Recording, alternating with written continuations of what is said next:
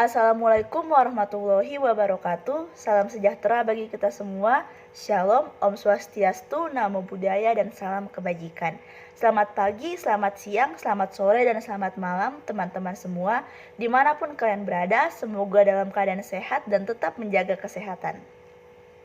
Perkenalkan, aku Tiara Miski Sihotang dengan nomor NPM 1301042100020 dari Program Studi Kebidanan Fakultas Kedokteran Universitas Padjadjaran. Di sini aku ingin membagikan pengetahuan aku tentang model pemasaran jasa sosial pada asuhan kebidanan untuk memenuhi salah satu tugas mata kuliah profesionalisme bidan dengan dosen pengampu Budini Saraswati Handayani, Sarjana Sains Terapan Magister Kesehatan Masyarakat.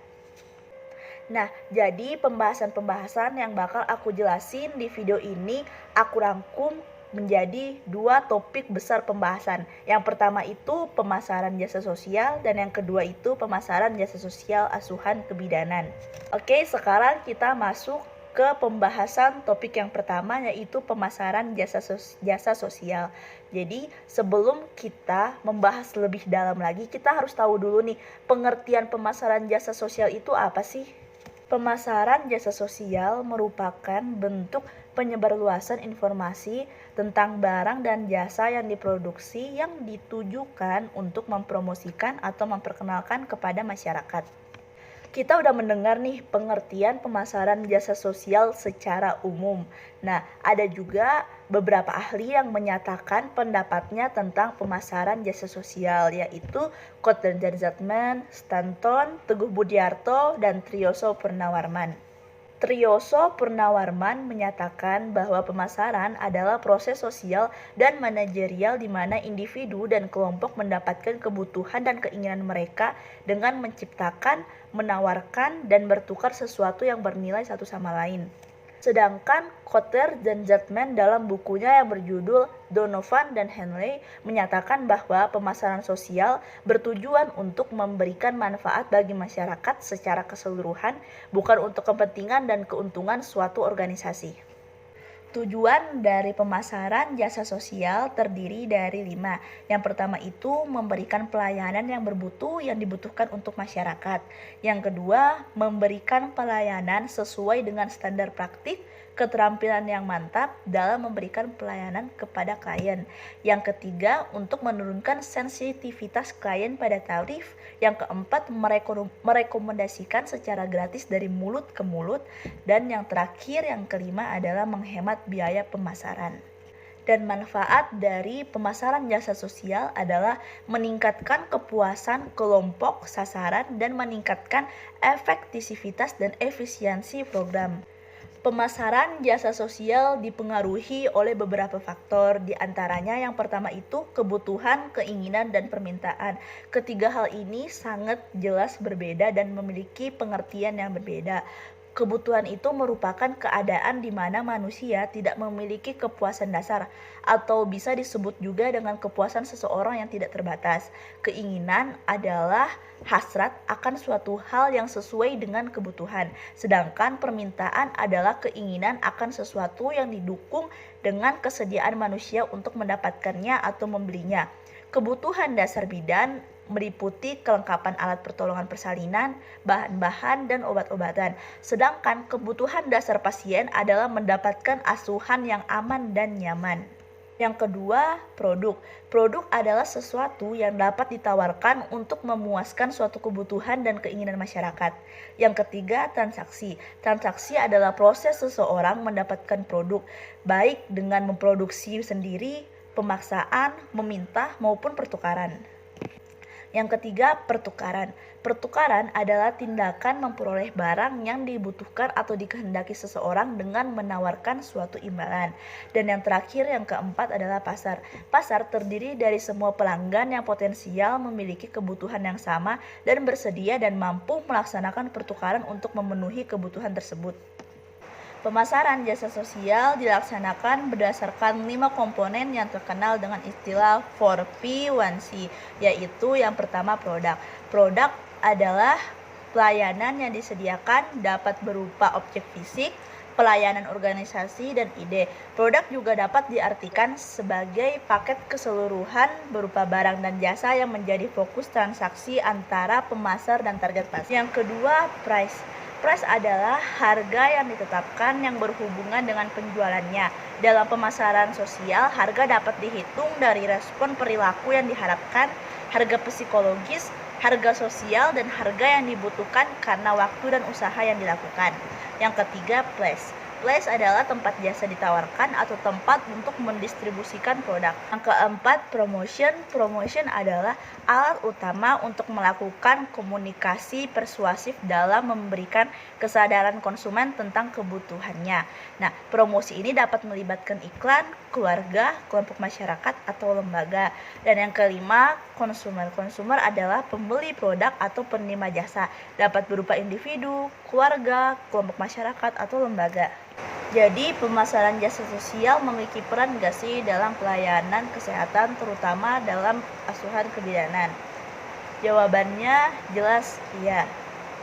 Peran pemasaran jasa sosial dalam asuhan kebidanan terbagi menjadi 3. Yang pertama itu menciptakan diferensiasi. Nah, tujuannya itu agar dapat bersaing dengan profesi lain, bidan dituntut mampu memberikan pelayanan yang beragam tanpa menyimpang dari kewenangan yang diberikan. Yang kedua, manajemen kualitas pelayanan. Melalui proses pemasaran, bidan akan mampu mengevaluasi diri mengenai kelebihan dan kekurangan pelayanan kesehatan yang ia tawarkan kepada klien, sehingga ia dapat meningkatkan kualitas pelayanan yang diberikan. Yang ketiga, meningkatkan produktivitas tenaga kesehatan dituntut untuk memperluas wawasan keilmuan serta keterampilan teknisnya, sehingga dapat meningkatkan kualitas pelayanan yang diberikan kepada klien. Kita telah membahas topik yang pertama mengenai pemasaran jasa sosial. Kita perdalam lagi nih ilmu kita dengan membahas topik yang kedua, yaitu pemasaran jasa sosial asuhan kebidanan. Pemasaran jasa sosial asuhan kebidanan merupakan strategi pelayanan kesehatan yang diberikan oleh bidan, bertujuan merubah pola pengetahuan, sikap, perilaku, dan nilai-nilai yang ada dalam masyarakat. Dapat dilakukan secara mandiri, kolaborasi, atau rujukan sesuai dengan wewenang dan ruang lingkup praktiknya berdasarkan ilmu dan kiat kebidanan.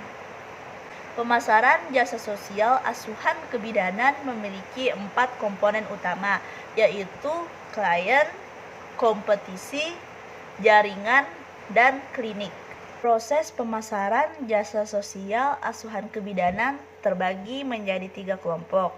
Yang pertama itu internal.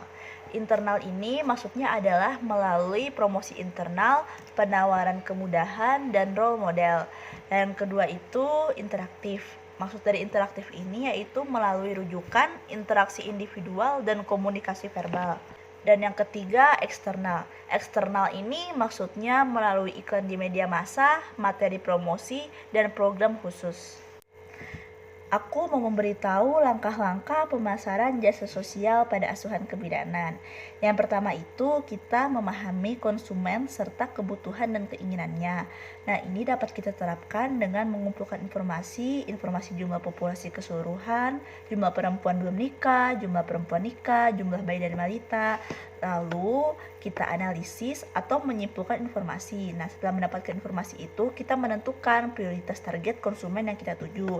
Lalu kita menentukan desain pelayanan.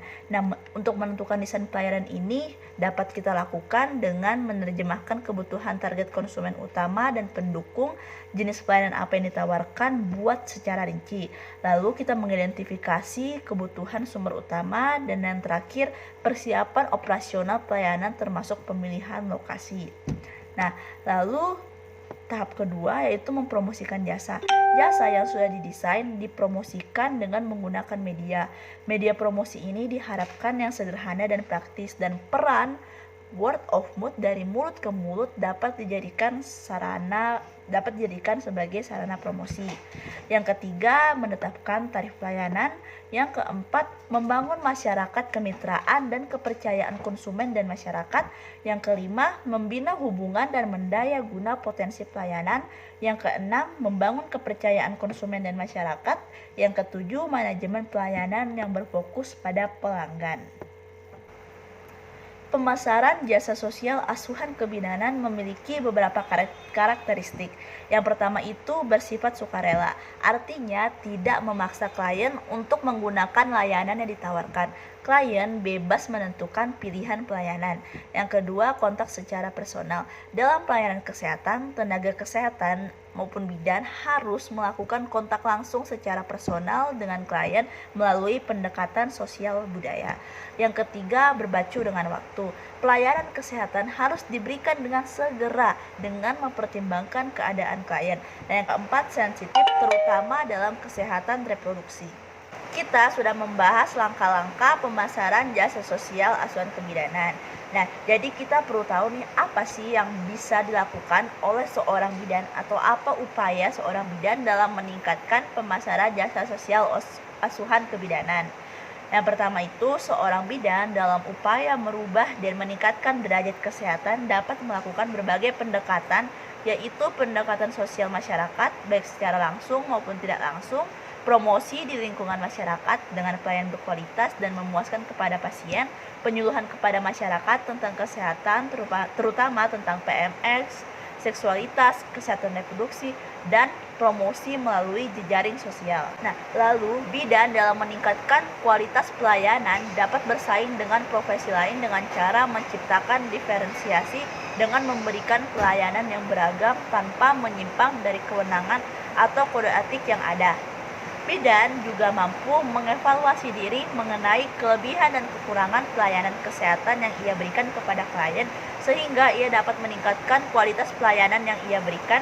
Juga harus mampu mengembangkan wawasan keilmuan serta keterampilan teknis untuk meningkatkan produktivitas kerjanya. Lalu, bidan dalam pelayanannya juga tidak hanya berfokus pada kebutuhan pasien, tetapi harus memperhatikan keinginan dan permintaan klien tanpa menyimpang dari kewenangan dan pelayanan kebidanan yang seharusnya diberikan, sehingga menghasilkan kepuasan klien yang berdampak pada imbalan yang akan ia terima. Dan yang terakhir, seorang bidan dapat memanfaatkan internet dan jejaring sosial. Pemanfaatan internet seperti website dan mobile apps menjadi salah satu alternatif yang efisien dan efektif. Dengan media sosial dan media lama sebagai upaya publikasi yang tepat dan komprehensif, peran tenaga kesehatan sangat diperlukan untuk menunjang keberhasilan program kesehatan reproduksi bagi perempuan di Indonesia sampai ke pelosok Nusantara. Kita sudah membahas mengenai pemasaran jasa sosial dan pemasaran jasa sosial asuhan kebidanan. Semoga ilmu yang telah aku bagikan tadi tidak hanya bermanfaat bagi calon bidan, tenaga medis, namun bermanfaat bagi semua kalangan. Mohon maaf jika selama penyampaian ada kesalahan kata maupun kesalahan dalam bersikap. Saya Tiara Rizky Sewotang undur diri. Terima kasih. Sampai jumpa di lain kesempatan.